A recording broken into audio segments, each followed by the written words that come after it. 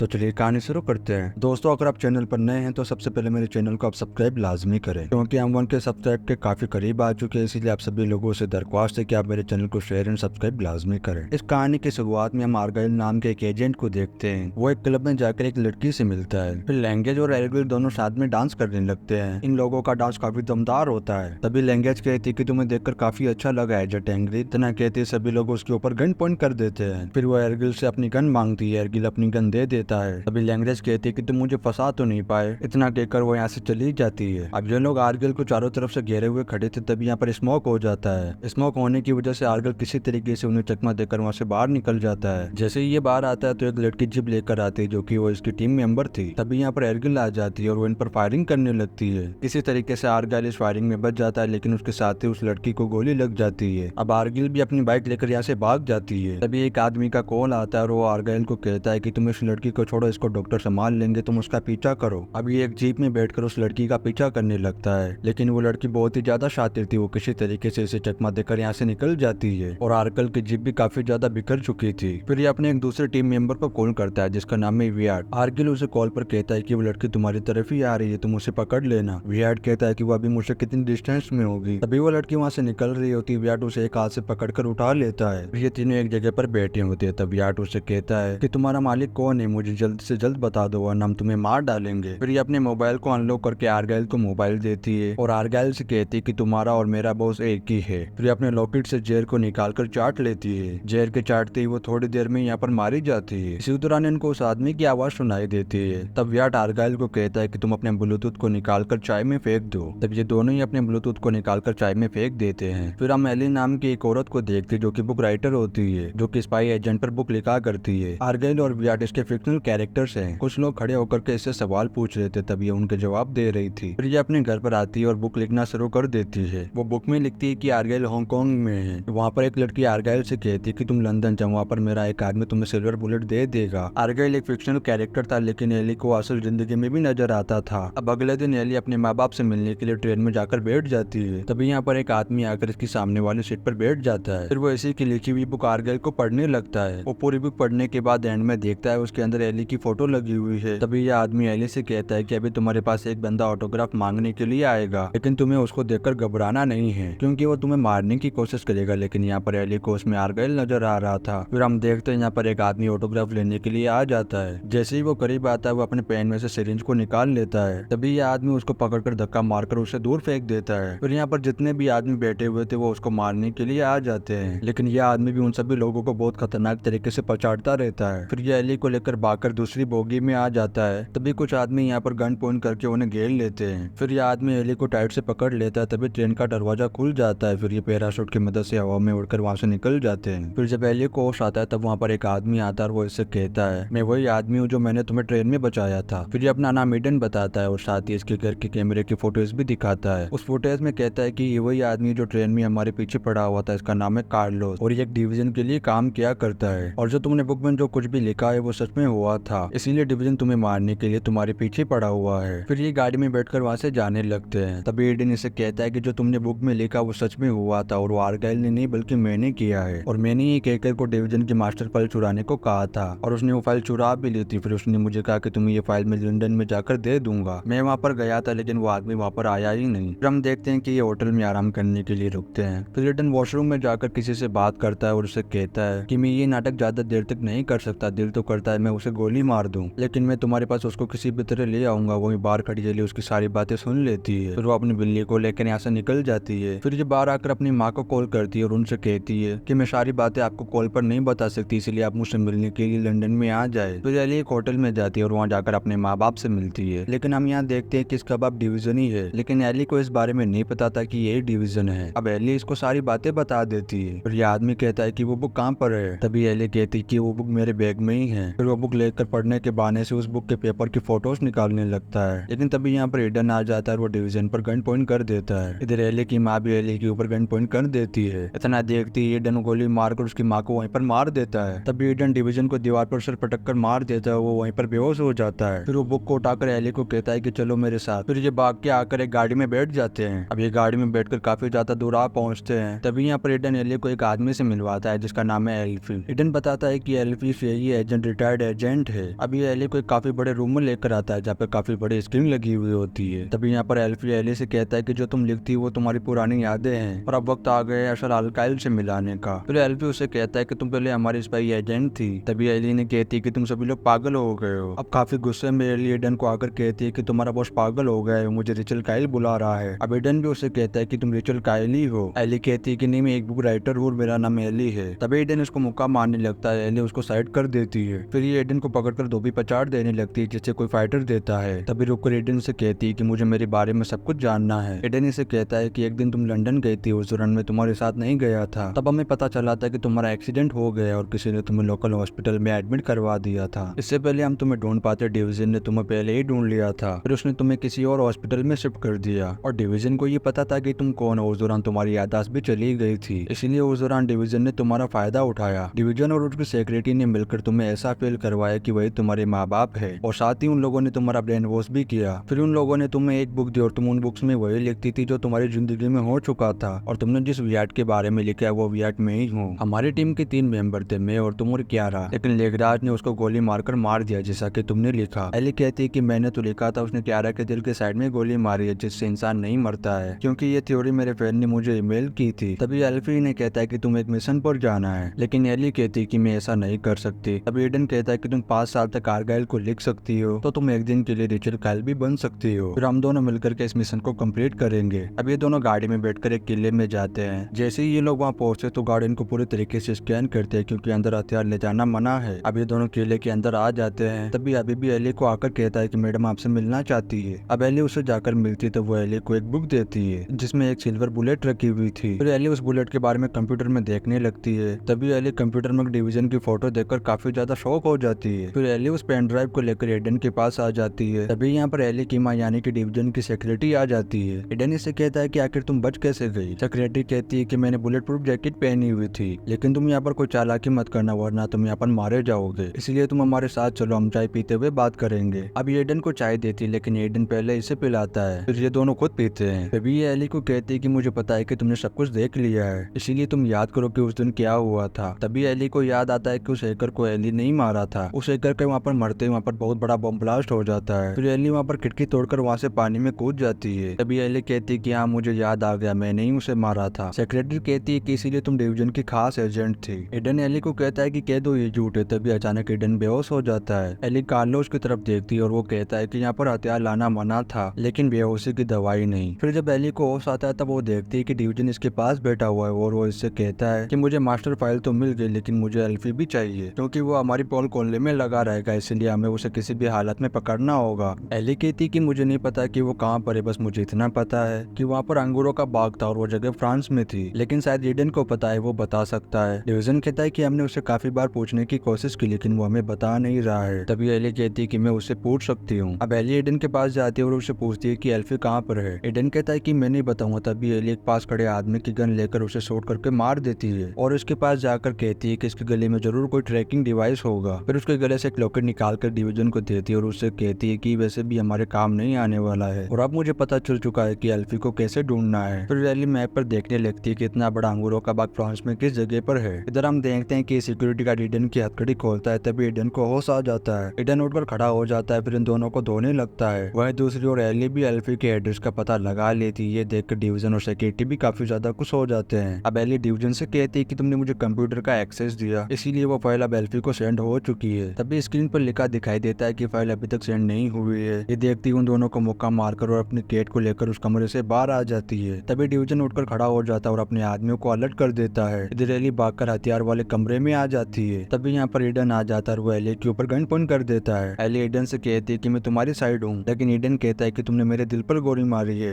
Eli कहती है अगर दिल पर गोली मारी होती तो अब तक तुम जिंदा नहीं होते। मैंने तुम्हारे दिल के साइड में गोली मारी है जिससे ऐसा लगता है कि तुम्हारे दिल में गोली लगी है, लेकिन वो गोली असल में साइड में लगी थी। और अगर तुमने वो बुक पूरी पढ़ी है तो तुम्हें पता होगा कि मैंने ऐसे ही क्यारा को बचाया था। ये थ्योरी मुझे मेरे एक फ्रेंड ने बताई थी, लेकिन मैंने इस पर थोड़ी बहुत रिसर्च भी की थी। इस तरफ डिवीजन का आदमी उसे बताता है कि वो हथियार वाले कमरे में है। अब डिवीजन अपनी पूरी आर्मी को उस कमरे के बाहर खड़ा कर देता है। तभी ये अंदर से स्मोक फेंकना शुरू कर देते हैं। तभी यहाँ पर धुआं हो जाता है और ये धुएं के साथ बाहर आकर सभी लोगों पर गोलियों की बारिश कर देते हैं। ये दोनों कबल की तरह साथ साथ डांस भी कर रहे थे और बंदों को भी पेल रहे थे। ये देखकर तभी डिवीजन अपने आदमियों को एजा जोन करने के लिए कहता है। है। जैसे ही एग्जॉस्ट ऑन होता है वहाँ से सारा धुआं गायब हो जाता है। ये दोनों ऐसे विंडो में घुस जाते हैं और वहाँ से दूसरी जगह से निकलते हैं। तभी डिवीजन कार्लोस को कहता है कि अपने सभी आदमियों को ले जाओ और उनको खत्म कर डालो। अब यहाँ पर डिवीजन के आदमी पहुंच जाते हैं और इन लोगों के ऊपर गोलियों की बारिश कर देते हैं। ये दोनों भी उनसे बचते हुए भागकर एक मशीन के पीछे आकर छुप जाते हैं। इस फायरिंग के दौरान एक पाइप पर भी गोली लग जाती है। तभी यहाँ पर तेल भी लीक होने लगता है। धीरे धीरे ये तेल पूरी जगह में फैल जाता है। तभी कार्लोस अपने आदमियों से कहता है कि कोई गोली नहीं चलाएगा, अपनी गन्स को नीचे रख दो। तो ये लोग आहिस्ता आहिस्ता चाकू लेकर उनकी तरफ बढ़ने लगते हैं। तभी एली एडन को कहती है कि मुझे याद आया मैं स्केटिंग भी करती थी। एडन कहता है कि हाँ, लेकिन थोड़ा बहुत ही करती थी। अब एली अपने दोनों शूज के नीचे चाकू लगा लेती है और अपने गन्स पर भी चाकू लगा लेती है। अब एली स्केटिंग करते हुए उन सभी लोगों की तरफ जाती है और साथ ही साथ खतरनाक तरीके से उन लोगों का खात्मा कर रही थी। वो इन लोगों को मारते मारते कार्लोस के पास पहुंचती है और कार्लोस को भी चाकू मार के मार देती है। एली गन के आगे चाकू लगाकर यहाँ पर जितने भी लोग थे सभी लोगों को खत्म करके मार डालती है। फिर एली एडन के पास आकर उसे कहती है कि सर्वर रूम में चलो। अब ये सर्वर रूम में आकर फाइल को सेंड करने लगते हैं, लेकिन वो रिटीन स्कैनिंग मांग रहा था। तभी यहाँ पर डिवीजन शॉटगन लेकर आ जाता है और इन लोगों को कहता है कि तुम मेरे बिना इस फाइल को सेंड नहीं कर सकते हो। अब वो इन लोगों के ऊपर गन पॉइंट करके जैसे इनको मारने ही वाला होता है, तभी एली की बिल्ली आकर डिवीजन का मुंह नोच लेती है। एडन इस मौके का फायदा उठाकर डिवीजन को शूट करके मार देता है। फिर एडन इसके पास आकर इससे कहता है जिन आंखों की हमें जरूरत थी उनको तो बिल्ली ने नोच डाला है। तभी एली इससे कहती है कि मेरे पास एक और प्लान है। अभी एक लिफ्ट में आ जाते और लिफ्ट से होते हुए ऊपर आकर देखते हैं कि ये लोग समुद्र के बीच एक बहुत ही बड़ी शिप में है। वही दूसरी ओर हम देखते हैं कि सेक्रेटरी एक म्यूजिक बॉक्स को उठाकर ले जाती है और वहीं ऊपर एली एल्फी को फाइल सेंड करने लगती है। तभी वहाँ म्यूजिक चलने लगता है और सेक्रेटरी एली से कहती है कि एडन को मार डालो। तभी एली एडन के ऊपर गन पॉइंट कर देती है और उस फाइल को सेंड होते हुए रोक देती है। तभी एली एडन को लातों घूसों और मुक्कों से मारना शुरू हो जाती है। एक्चुअल में एली उस म्यूजिक से हिप्नोटाइज हो चुकी थी, इसीलिए उसे कुछ समझ नहीं आ रहा था। जैसे ही वो म्यूजिक बंद होता है तभी एली वहीं पर रुक जाती है, लेकिन सेक्रेटरी उस म्यूजिक को फिर से शुरू कर देती है। तभी एली एडन को वापस मारना शुरू कर देती है और काफी देर तक एडन को मारती रहती है। एडन काफी ज्यादा घायल हो जाता है। अब वो आखिर में एडन के चेहरे पर जैसी जबरदस्त लात मारने वाली होती है, इसी दौरान सेक्रेटरी के पीछे आकर उसे कोई रेंज मार देता है। तभी ये म्यूजिक बॉक्स नीचे गिर के टूट जाता है। तभी एली भी एडन को मारते हुए रुक जाती है। फिर ये दोनों उठकर खड़े होकर देखते हैं कि जिसने म्यूजिक बॉक्स को तोड़ा है वो तो क्यारा है। अब एली क्यारा को कहती है कि तुम जिंदा कैसे हो। क्यारा कहती है कि मैं वही फैन हूँ जिसने तुम्हें ये थ्योरी सेंड की थी। अब एली उस फाइल को एल्फी को सेंड कर देती है। अब ये तीनों एक बोर्ड के जरिए यहाँ से निकल जाते हैं और पीछे उसे ब्लास्ट हो जाता है। फिर आखिर में हम देखते हैं कि एली आर्काइल और व्याट की स्टोरी सुना रही होती है, जहाँ पर वो तीनों बोट में बैठकर वहाँ से चले जाते हैं। एली कहती है कि आर्काइल अब पूरी तरीके से आजाद था। अब यहाँ पर एली लोगों के सवालों के जवाब दे रही थी। तभी एक आदमी खड़ा हो जाता है। एली उसको देखकर काफी ज्यादा शॉकिंग हो जाती है और वो उसको देखकर खड़ी हो जाती है और ये आदमी कहता है कि मेरे पास आपके लिए कोई सवाल तो नहीं है, लेकिन आपके पास मेरे लिए जरूर कोई सवाल होगा। इसी सीन के साथ ये कहानी यहीं पर खत्म हो जाती है। वीडियो कैसा लगा आप कमेंट करके लाजमी बताएं और आप चैनल पर नए हैं तो सब्सक्राइब भी लाजमी करें। दोस्तों मैं आप सभी से उम्मीद करता हूँ कि आप मेरे बहुत ही जल्द के सब्सक्राइब लाजमी करवाएंगे और आप वीडियो को like comment share and subscribe लाजमी करें। मिलते हैं नेक्स्ट वीडियो में।